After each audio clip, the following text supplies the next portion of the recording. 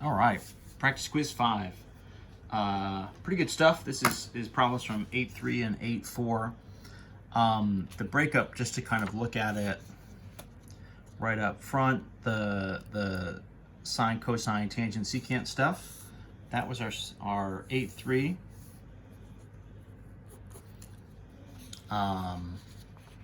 What did they just call them? Trig integrals. And then E, F, and G here, right, with all the different roots, and then the 3 halves, right, which is a root cubed. Those are going to involve our trig substitution. So that was 8.4. So let's dig right in. Excuse me.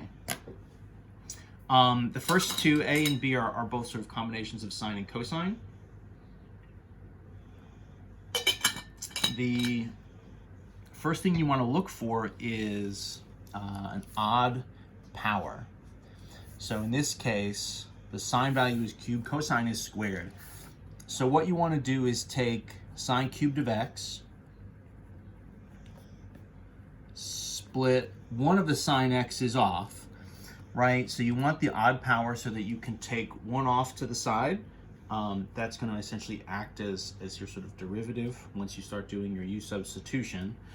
And then the move is with the leftovers, which, because this is odd, if you take one away, you're going to either have, right, 2, 4, 6, 8, some sort of even amount of leftovers. In this case, it's just 1 sine squared, and that's going to be the same thing as 1 minus cosine squared. So for each of those sine squareds, you're going to replace it with 1 minus cosine squared. And then the move is sub those two different things in, right? So that's 1 minus cosine squared, right, times the cosine squared that was already there. And then we've pulled, right, this last sine x over to the end. So we're kind of just, rewriting, reorganizing, kind of using some trig substitutions here, some trig identities to get everything in place.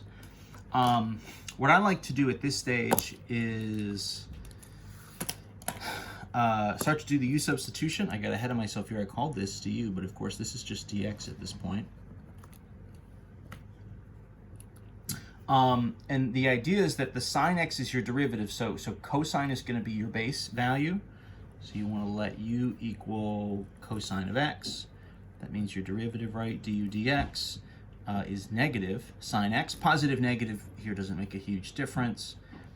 So then the dx that you sub in would be du over negative sine of x. And so if I start to write the integral now in terms of u, I just think doing the u sub here is nice. I just think it's nice. I think it's nice because it just cleans up a little bit some of the algebra moves you're about to do. So cosine squared is u squared, right? Cosine squared is u squared. The purple sine x is still there, but it's just about to get canceled, right, by the du over negative sine x. So those two sine values will cancel. The negative is still hanging out, so don't forget your negative.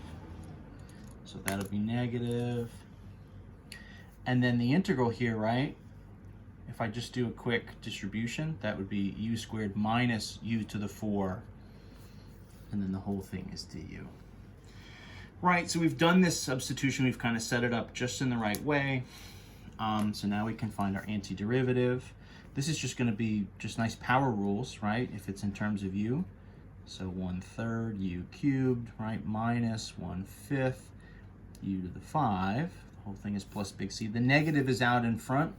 So to finish it, I'm just going to carry that negative through, and then I'm going to resub in my cosine. So negative 1/3 cosine cubed x minus minus is plus 1/5 cosine to the 5x plus C. And that's the end of it. So sines and cosines, right, as long as you have an odd power, you can do some version of that depending on how big the power is. That process might stretch out a little bit longer. If it's a 5 or a 7 or something, you're going to have more leftovers to convert. but the same basic principle is going to be in play.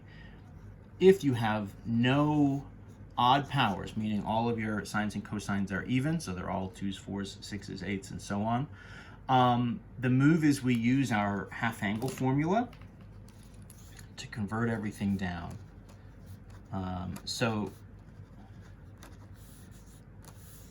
this is just sine squared, right? And so, you know, even if you don't have combinations of sine and cosine, if the powers are even, this is the move that you're going to do. So for us, right, sine squared of x is 1 minus cosine of 2x all over 2. So you can reduce the power, right, from a square down to sort of a single, but the trade-off is you get now this kind of doubled angle, 2x on the inside instead of just a single x.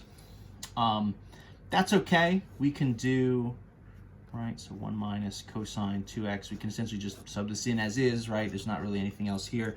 If you had sine to the 4, you know, or other cosines and stuff, right, you can use, you know, for every 2 of them, you're going to use this formula. So you're going to do that, just multiply them out, expand it, and go from there. And you can essentially keep doing it. If you have more than one, you might end up with, once you kind of FOIL and multiply everything out, you might end up with a cosine squared of 2x, in which case you have to sort of run the whole formula a second time, convert that cosine squared 2x into like a 1 plus cosine 4x all over 2. In this case, however, it's a little bit faster, so this would just be a 1/2, you know, minus 1/2 cosine 2x dx.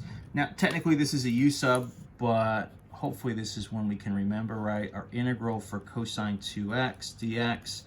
So it's just going to be, you know, the antiderivative here is sine of 2x, right? Cosine to sine, and the 2 on the inside, what you get left over is a 1/2. Right, you get sort of an extra 1/2 inside. So then as far as the antiderivative here, what you're going to do is say 1/2 is 1/2 x, right, minus 1/2 times, so then your antiderivative there, right, just that we have over here, another 1/2, and sine 2x, right, plus big C. And that'll do it. I mean, that's all we're after, right? Minus 1/4 sine of 2x plus big C. Again, if they expand out and then they get longer and longer, and you have 4x's here, it just means you'll have a 1/4 in front. If you go again, all the way out to an 8x or a 16x or something, then just keep the fractions going, right? If you're dealing with an 8x on the inside, you're going to have a 1/8 in front, and so on and so forth. So all that stuff just going to keep going. So that's 1a and b, that's combinations of sine and cosine. That's what we're after.